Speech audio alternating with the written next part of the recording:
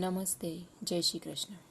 हमने 5वीं इकाई सवाल बाल मन के जवाब डॉक्टर कलाम के वो पाठ शुरू किया था।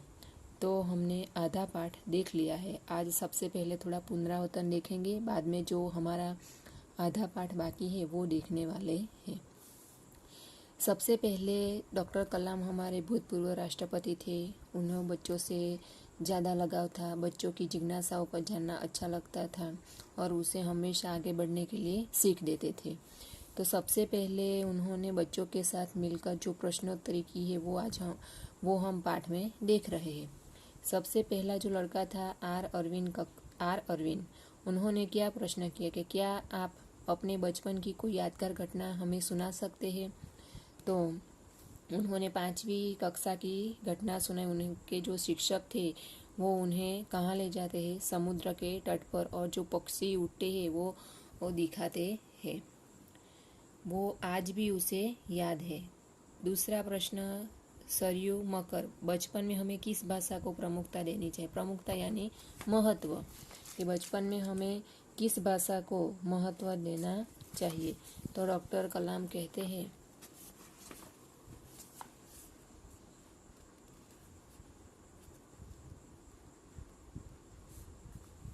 उन्होंने कहा कि हमारी जो मातृभाषा है उसमें ही हमें अभ्यास करना चाहिए, पर हमें वैश्विक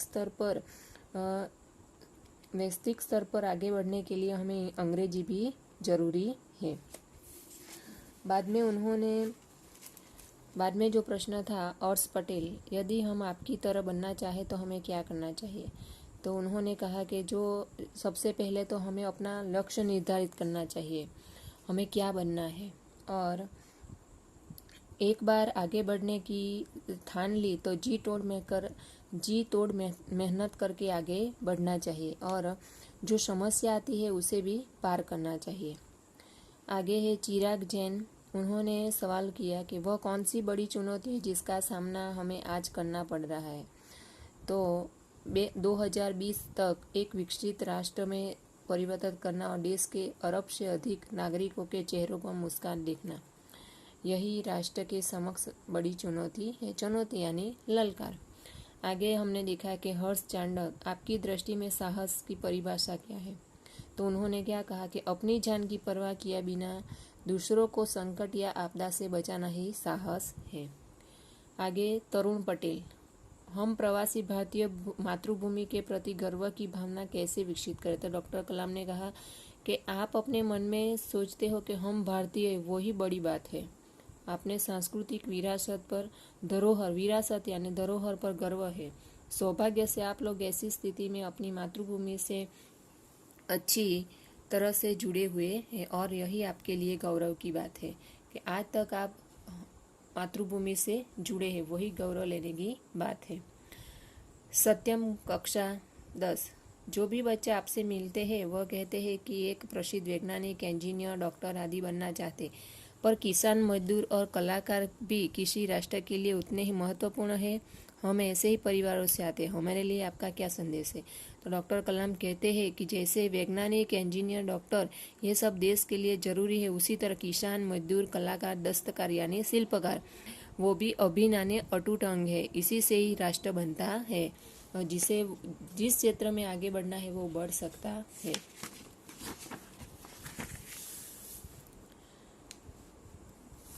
आगे का प्रश्न था रोहित चतुर्वेदी, आप कहते हैं कि भारत 2020 तक विकसित राष्ट्र बन जाएगा, पर निरंतर बढ़ती जनसंख्या और बेरोजगारी से संभव होने देगी।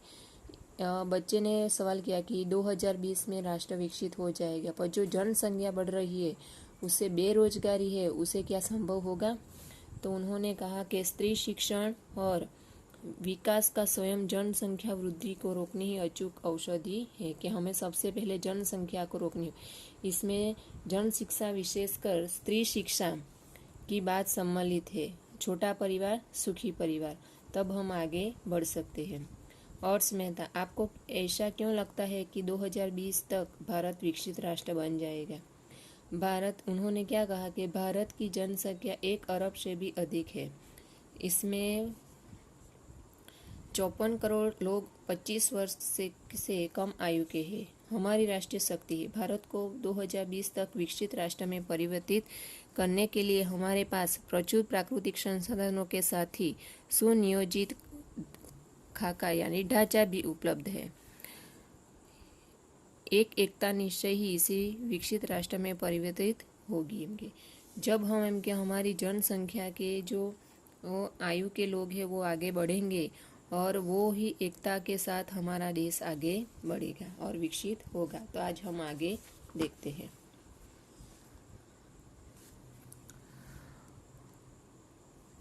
एस कार्तिक, कक्षा 12वीं, अमर ज्योति इंग्लिश स्कूल, बंगलुरु।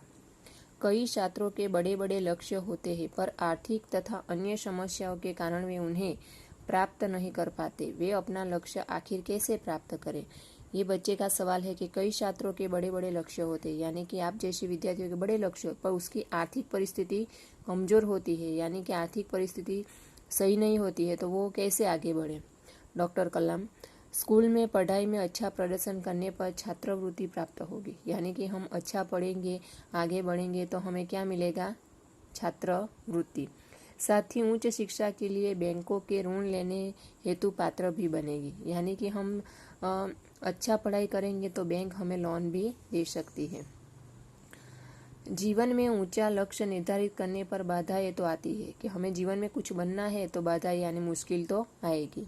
हमें कठोर परिश्रम और उत्कृष्ट कार्यों से उन्हें पराजित करना होगा। हमें क्या करना है? कठोर परिश्रम और हमारा कार्य कैसा होना चाहिए? उत्कृष्ट।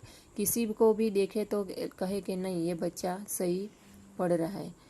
विघ्न बाधाओं से व्यक्ति को पराजित नहीं होना चाहिए कि जीवन में तो मुसीबतें, संकट तो आता ही रहेगा, इसे हमें पराजित यानी हार माननी नहीं चाहिए।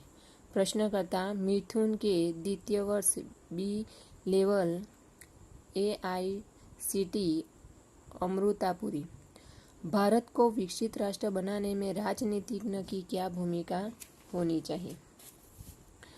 डॉक्टर कलाम कहते हैं कि जिम्मेदार राजनीतिज्ञ दूरदर्शितापूर्ण नीतियां बनाता है। महात्मा गांधी ने दूरदर्शितापूर्ण यानी दूर की बात सोचने का गुण। महात्मा गांधी ने निष्ठा के राजनैतिक सिद्धांत को सत्य, अहिंसा तथा निस्वार्थ भावना में ढालते हुए ब्रिटिश शासकों के विरुद्ध अपनी लड़ाई छेड़ी थी। वर्तमान राजनीतिज्ञों को अपने कठिन परिश्रम, उत्कृष्टता और पारदर्शी कार्यों से मार्गदर्शन देना होगा। साथ ही गरीबी रेखा से नीचे रह रहे लगभग 26 करोड़ भारतीयों के उत्थान के लिए भी कार्य करना होगा। यानी डॉक्टर कलाम